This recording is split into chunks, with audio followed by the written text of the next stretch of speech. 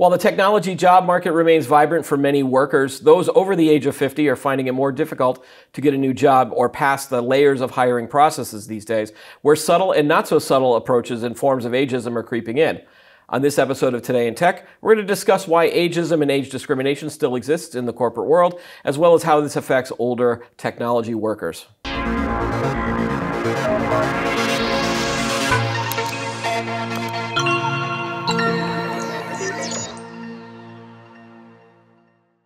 Hi everyone, welcome to Today in Tech. I'm Keith Shaw. I'm honored to welcome my guest, Christina Matz, Ph.D., an associate professor in the Boston College School of Social Work, chair of the Older Adults and Families Department, and director of the Center on Aging and Work at BC. Thanks for joining me on the show today. Thanks for having me. You have a lot of different positions at BC. That's impressive. Thanks. So let's talk about, we're going to start with the tech industry in general. They tend to have younger workers compared to maybe with the general workforce.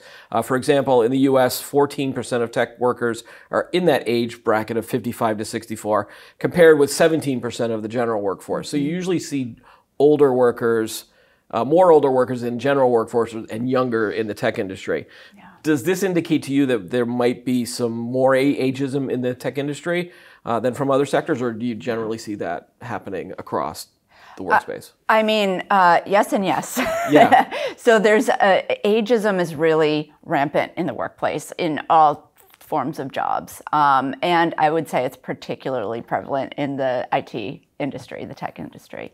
Yeah. Yeah. What makes it more prevalent? Is it? I mean, there's a number of different factors where you start seeing ageism. So do you want to go over some of the areas that you've seen, or I could give you some examples of some anecdotes that we've seen too? Yeah. I mean, there's a lot of reasons for it. I think that, first of all, in general, we live in a very youth-centric culture where old is bad and young is good.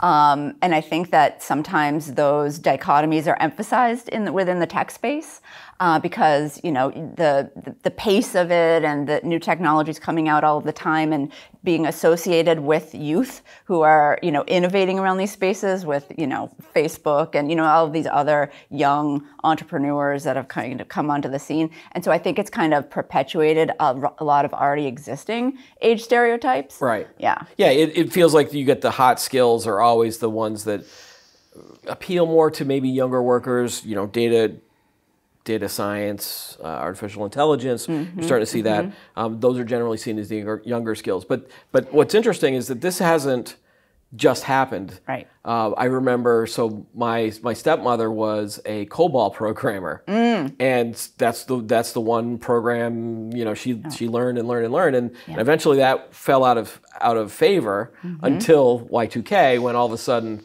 you know, they realized all these mainframes were being programmed with COBOL, and they're like, oh well, we need some people to actually do this. So she was able to get some work during that time period. So, but again, so it's not just a new thing that we're seeing. It's always seen as the hotter skills are more for younger workers, right? Well, I think that there has been that stereotype and that bias because, you know, oftentimes tech companies are, you know, they might be marketing jobs looking for younger people who have just recently been trained on the newest technology, just coming out of school, having learned some of these newest technologies.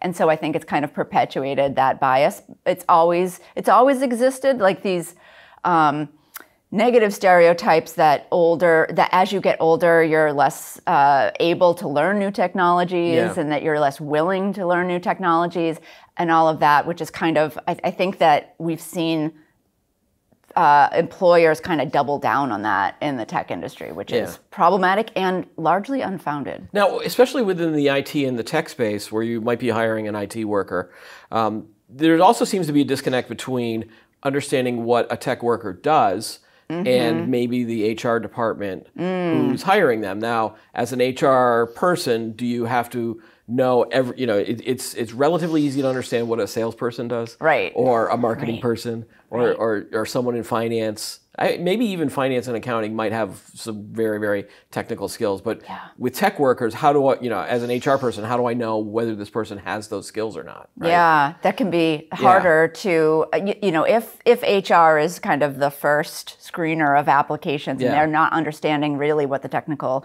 skills that are needed are, and the variety of different ways that it could be talked about in a resume, or the ways in which those skills could be hit on that they don't recognize.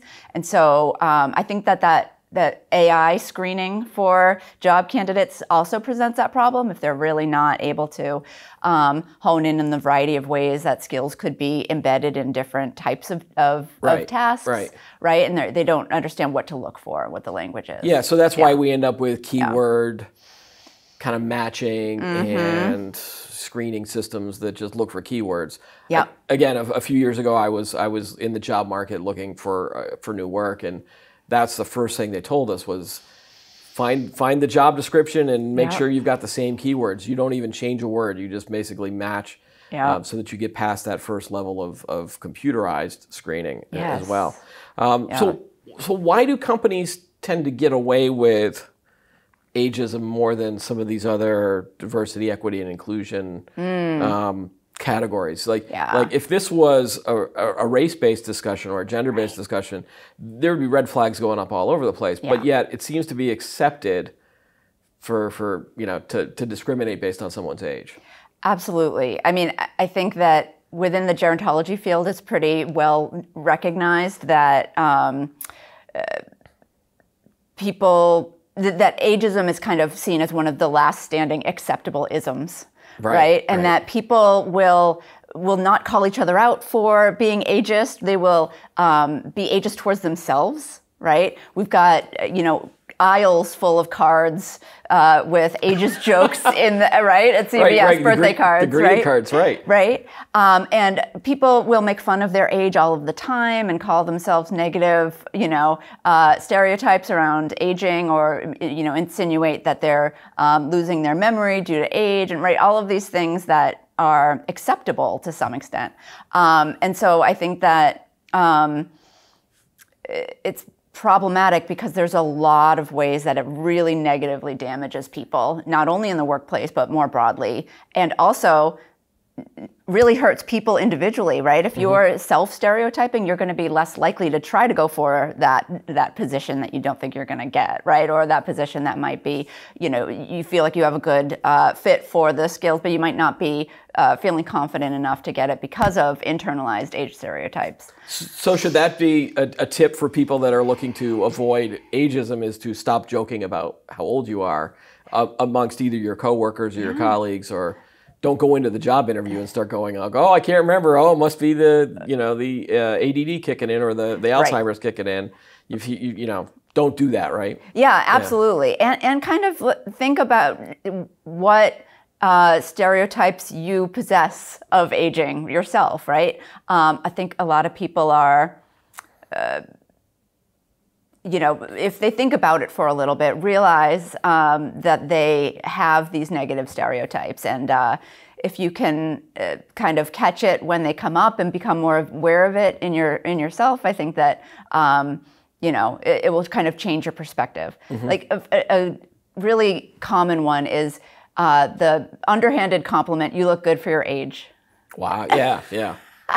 Right? And there's this whole advertising campaign out there that's about looking at that phrase, "you look good for your age," and kind of flipping it around so people realize how much of a backhanded compliment that is, and how if you applied it to any other marginalized social identity, that would be really problematic. Yeah, right? Yeah.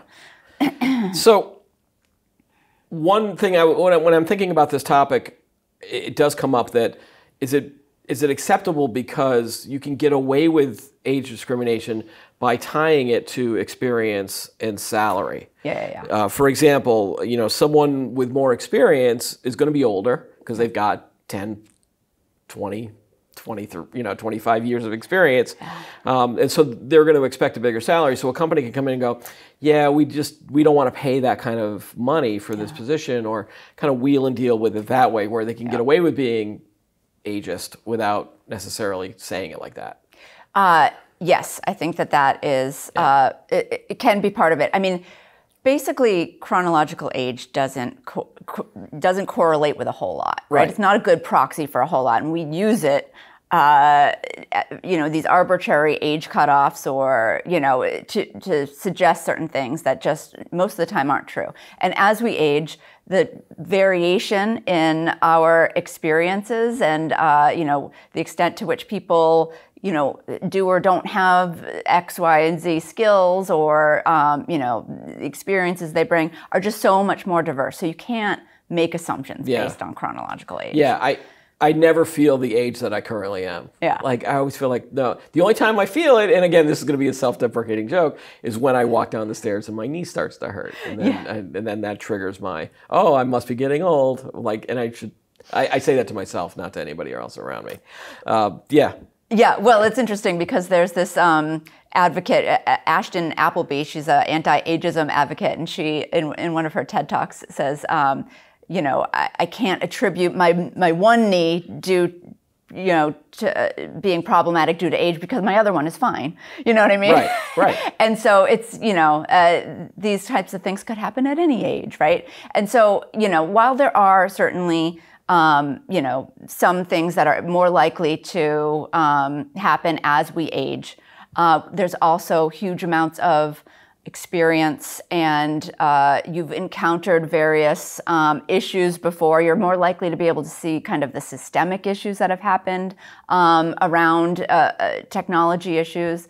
And so this idea of experience and age, it's kind of two sides to the coin, because it can be a huge strength to have that experience. You've seen a lot of things. Most of the time, as we age, we become better at our jobs. Right. We're mastering our craft. That's the theory, at least. Yeah. Right. You're supposed to be better at your job. The more you work at it. Yeah. And so on the other hand, it might not always be that older workers will demand a higher salary. There's a lot of older workers in a variety of different positions who might want part-time work, or are willing to take a different, a lower salary in exchange for a more flexible workplace, right? And so just making any assumptions based on age, and that they'll be too expensive, and all of these things is not well advised. Yeah, the word I really hate when I hear it is overqualified. Yeah. And it feels like companies use that word to help justify them not hiring someone because they've got in their mind that this position is going to have X, Y, and Z, and you need to fit that salary. And not thinking about, well, if you brought in someone who had more skills and more, you would get those benefits from that worker. Right. And you wouldn't have to worry about some of the things that you do sometimes with younger workers too. And so I feel like they should eliminate that word as well for giving but that's the reason that they give, well, you're just overqualified for this position. It's like, well, I'm applying for that position. Right. I understand that, yes, it's going to come with a lower salary. I'm willing to do that because I want that full-time job type of thing. But we also see this on the I don't know, say if it's reverse ageism, but on the younger side, college graduates often struggle with trying to find work because, again, companies put these unrealistic expectations of, we're going to have an entry-level position, but you have to have 3 to 5 years of experience. Right. And these college kids that are coming up, and I talk to them, and they're like, what am I supposed to do? Yes. Like they face the same type of roadblocks, but in a different age group, right? Absolutely. Yeah. I mean, there's a lot of research suggesting that the people who experience the highest levels of ageism are older workers and the younger workers, the youngest workers, right, just coming out because of, the reasons that you mentioned. And so it's hard. And I think in general, just not pitting people of different ages against each other and, Is that like the generational warfare you might hear about where it's millennials versus Gen X and Gen X versus boomers, or now you've got Gen Z entering the workforce, and so that's a bad thing, right? Absolutely. I mean, I think that there's plenty of research out there that shows that age-diverse teams are the most successful teams, right? And so to be able to capitalize on people across the lifespans, experience, and skills, right, is really important. And like when we do things like, make it difficult for younger workers to get in the workplace, but it's oftentimes will be blamed on older workers taking those jobs, right? And we're just pitting the generations against each other or people of different age groups, and it's just not a productive way of approaching the type of workforce that you want. Yeah. I've got an example here of this was an anecdote that was sent in to us when we were asking our audience to give us some stories. And this was an example of this overqualified part. So the person writes in and goes, an interview in late 2023 was also surprising. The hiring manager was running the video production group but had limited professional experience. When I was not hired, the HR rep and I talked about why. She stated that the hiring manager was concerned about her own job and how my experience may jeopardize it. And this is not as... I guess this is an experience issue versus an age issue. But again, they're tied so closely together. So we hear about this a lot. Maybe bad managers feel that they're not good enough in their job, or that they feel, I'm underqualified for this job. And so they don't want to hire anyone who could potentially take their job from them. Yeah. Do you see that a lot? I don't know that I see it a lot, but I think that definitely, to me that spoke to internalized ageism to some extent, right? And people feeling like I'm going to be replaced and feeling threatened by an older worker in this case. But it could be just as easily by a younger worker who had different skills, right? And so I think that it also speaks to kind of pitting people against each other, feeling like they're fighting for limited resources or something, right? And so I think that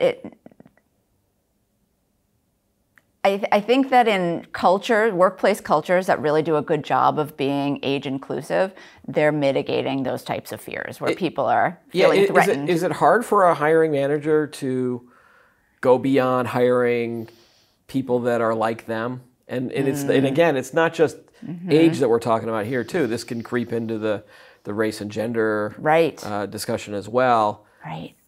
It just feels like, well, I'd feel more comfortable if I had a group of people that were exactly like me. Yes, I know. But even not even looking and feeling, but also same types of experiences, same types of drive, same types of energy. Yeah. I mean, it must be tough for a hiring manager to step outside that box and go, no, we need you to see all the different types of people that are out there. Yeah, it's hard to do. It's also oftentimes kind of coded as like a workplace culture, like a culture fit. Right. Right. Culture fit to me always feels like, well, we need someone from the age of 20 to 28. Right. And they all need to join the company softball team, and they all, and we're all going to go out for drinks afterwards, and then that discriminates against the people who have families and are just trying to raise their kids, and there's all sorts of issues there. Exactly. Marketing. These team building exercises in these workplaces that are really geared around like social events and team building and all of that can. And then, it eliminates certain workers, and well, also I roll my eyes for those types of things because again I'm going to use the stereotype, but I'm a Generation Xer, and we just roll our eyes at everything. And I'm seeing that in my youngest daughter too. She rolls her eyes at everything, but that's a teenage thing too. That leads me to another question. Do you see ageism more in companies in the hiring process, or do you see it within the company after you have a workforce and you do have a lot of older workers who are still in a job? Do you see subtle ageism within the workplace too? So I do, and the research suggests that it's really prevalent in both. At the Center on Aging and Work, we hear from more people who are trying to get jobs and are being turned away. Sure. There's some statistics out there that say that 61% or a little over 61% of workers see or have experienced age discrimination on the job, but then 75% of older workers have experienced in the job application process. And so it's very prevalent, right? And it's interesting because the age discrimination laws start at age 40, right? But in the tech industry, it's kind of an open secret that you're considered old when you're 35. Wow, I didn't know that. Yeah. And so it really it can be driven by the sector and kind of what the perceptions are around, that particular work. But yeah. By example of the company softball team, for example, that could be a subtle form of ageism if you send out the email and there's, and then someone who's 55, 56 wants to join the team and the teammate is like, well, I guess you'll be catcher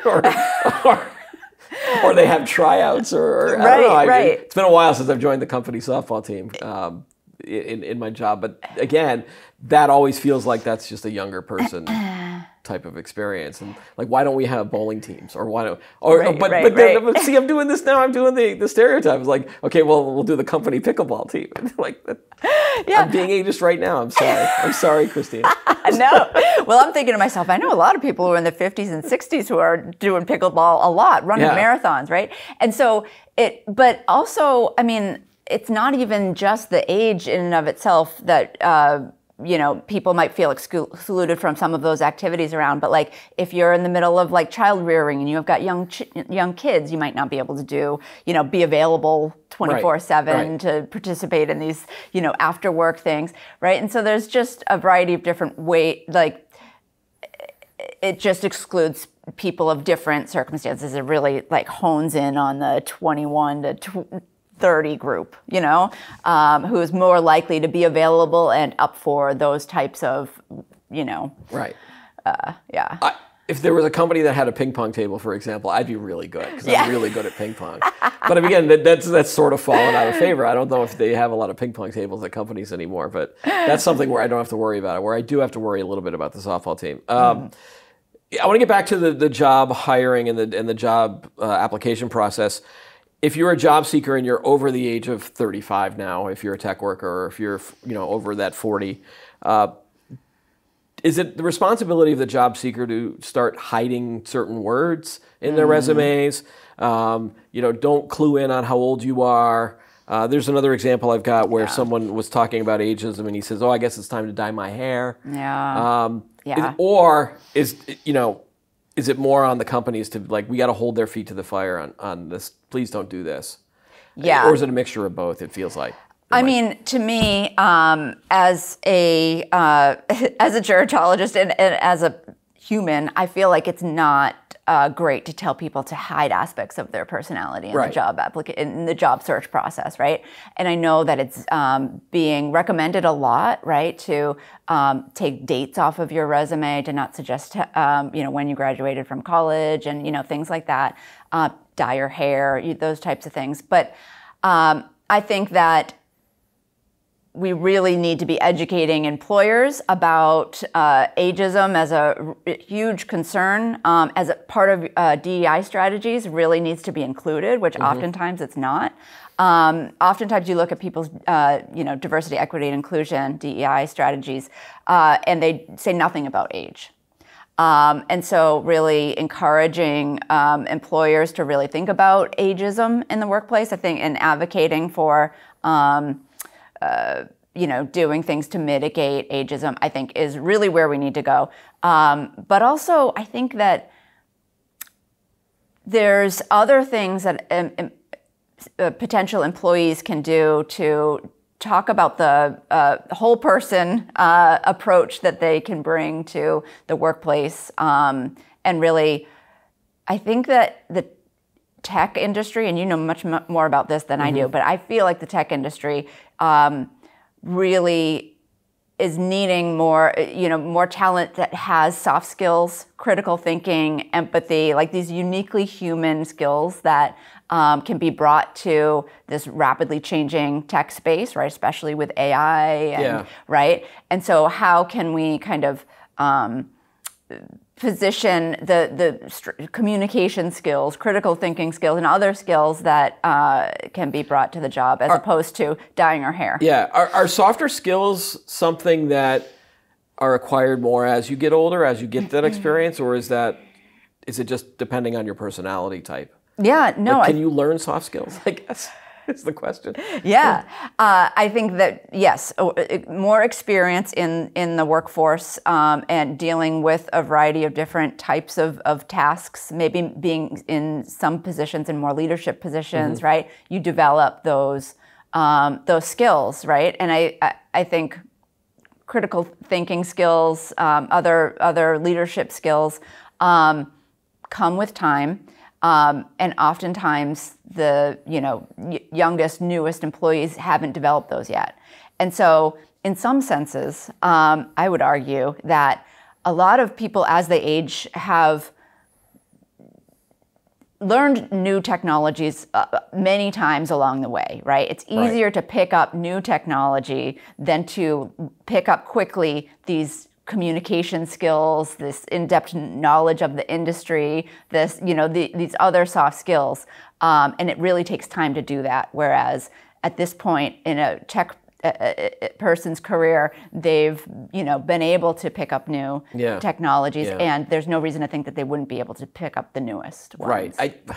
I do feel like at some point though, the rate of willingness to learn a new technology does dwindle. It feels. I used to write a technology column for Network World, and I was always into the latest stuff, latest gadgets, latest technologies. I knew how to network my home, all this stuff. Yeah. And now I've gotten to that point where it's like social media, TikTok and Instagram just go right over my head, and I see my kids doing it, and they're like, and I ask them for help, and they're like, "Nah, Dad, don't worry about it. We'll just do your thing." I'm like, oh, and then I feel old again. Yeah, see, it's this cycle of other people having these perceptions, it being everywhere. Right. These ideas that people can't pick up these new technologies, and then it becomes internalized, and we reinforce it. But I feel like this is a therapy session for me, Christina. But I also think that there is some literature out there that suggests that as people age, they're a little bit slower to learn new technology. Right. But it's not a huge amount slower. Well, there's that old cliche: you can't teach an old dog new tricks, and so that's ingrained in our DNA. To accept that, and you're saying that we shouldn't, right? We can teach. Absolutely. You might just have to teach it in a different way, or teach it in a way that they understand it. Well, first, there's two things. I think that it might take a little bit longer, but they're complemented by a whole variety of other skills that they possess, right? Sure. Individuals who are a little bit older, for example, or a lot older. But then also, one reason why I think a lot of people have not been able to keep up with different technologies and skills is because there's ageism within the workplace around learning and promotion opportunities. And so sometimes all of the training and opportunities for new learning and development are focused on the younger employees and not the older employees. And so if there's kind of continuous learning within an agency, it really can mitigate a lot of these problems. And we're having this discussion about ageism as it exists now in 2024. But this is something that's been around for 40, 50, 60 years. Yeah. I remember my father, after he turned 40, he started experiencing a lot of these things. What has it been? Is there anything different now than maybe, back then, 40, 50 years ago? Yeah. Like, what's changed? Why is this topic raised up again? Yeah. One thing that comes to mind around that is that I feel like during the pandemic, and there's some evidence to suggest this, during the pandemic there was kind of a backslide in our in ageism. We saw kind of a reemergence of it to some extent because older workers, older individuals were seen as frail and needing to be protected, and that they shouldn't be in the workplace, right? And this kind of all of a lot of the progress that we made in terms of like positive aging and kind of reframing the way we see aging, we saw a little bit of a backslide during COVID, and I think that has continued to some extent. I don't know that we're fully out of the woods in terms of people,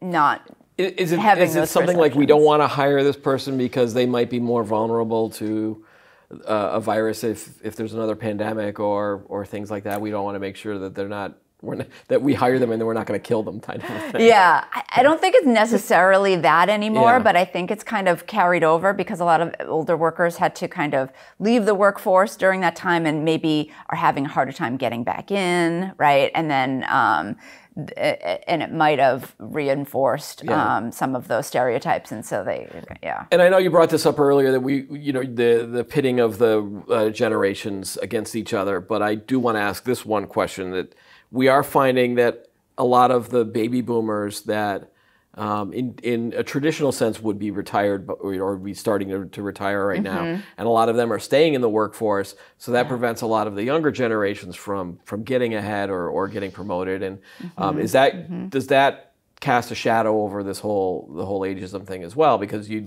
don't have certain positions open, so you find that a Gen Xer has to go for a position that a millennial might have, for example, and things, and it just ends up backsliding.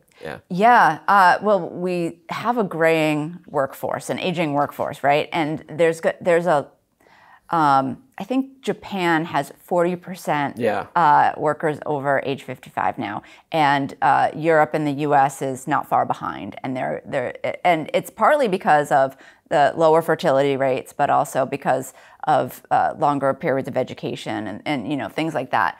And so I think that just demographically, it's going to, there's a higher median age and there's more people in the older age cohort who either need to work longer or want to work longer or are, leaving the workforce and coming back, unretiring, that kind of thing. Right.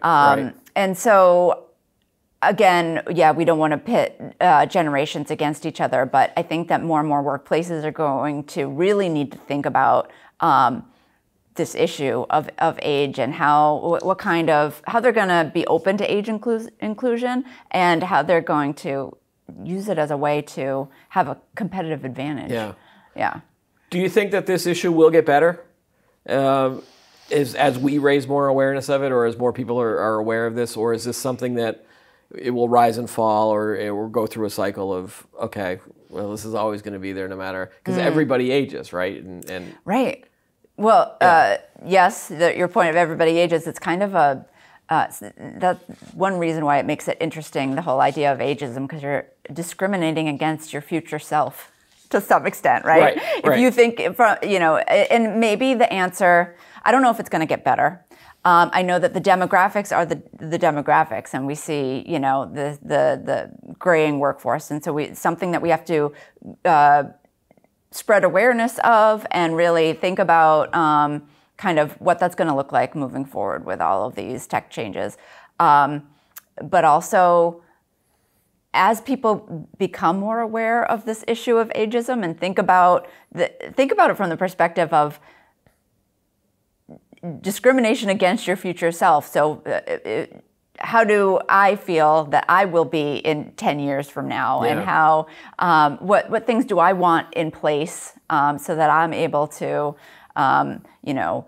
continue doing the work that I love and for jobs to be there for me. And so I think that with increasing awareness, I hope that it will get better. I just thought of another example of why companies might not want to hire an older person, and it's the whole healthcare benefits angle to it. Where if you're a company and you're paying for part of an employee's healthcare plan and health benefits, an older employee is more likely to have health issues than a younger employee. As a but is that a stereotype too? Because you never know. Like some younger people go to the doctor more than some older people do. Right. But is that in the back of the mind of a hiring manager as well, or should they not even think about that? Yeah, no, I think that it does play a role in that equation. That's why there's so many health and wellness programs within, workplaces out there, because the costs associated with the heaviest users of the insurance programs are so high, but that's not always the older employees, right? And so there's this perception that it's the oldest employees in the company that are really driving up healthcare costs. And there's been a lot of research on whether health and wellness programs and other programs within the workplace can help to mitigate those costs. But it really isn't. It really isn't solely driven by the age of the workforce. There's a lot of factors that go into that. I've got one more story that I want to tell on the show here. When I was unemployed the last time, I had to go to a government thing with the unemployment office, and they were taking seminars. They were doing seminars, and one of the seminars was how to get a job over 40. Or after the age of 40. And the first thing that the speaker came in, or the teacher came in, and he handed everybody here's a list of places that offer senior discounts. If you're over the age, like you could get a free cup of coffee at McDonald's if you're over the age of 55.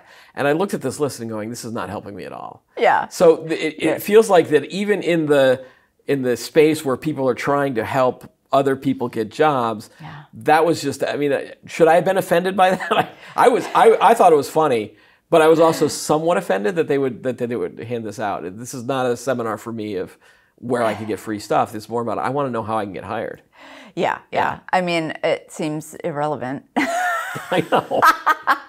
But this is the state of Massachusetts that was doing this. This was 7 years ago. Oh, interesting. Yeah, I hope they stopped that. I think I put that in my feedback form. Don't hand out that list, please. Yeah, not helpful. No, I think that there's a lot of mixed messages out there around age. And so it's hard for people to kind of make sense of it. Like, should I be worried about my age? Should I not be, right? And like that was a mixed message, I feel like. Certainly. Christina Matz, thank you so much for being on the show today. It was a great discussion. Yes, thanks for having me. It was great. That's all the time we have for today's episode. Be sure to like the video, subscribe to the channel, add any thoughts you have below. Join us every week for new episodes of Today in Tech. I'm Keith Shaw. Thanks for watching.